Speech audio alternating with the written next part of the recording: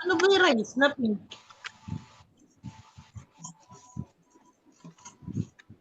Binabanggit nila yung rice na pink. Hindi daw nila makakalimutan yung rice na pink.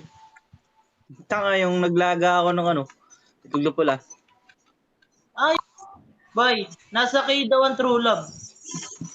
Ay, napatay ako. Ha? Nasa kay naman talaga. Talaga naman. Talaga naman. Guys, wala akong pansin ng gift. Ninya, hello po. Sa pool.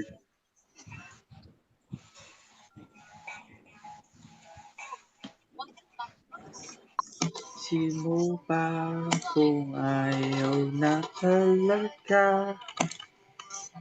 Ibig mo'y iyan.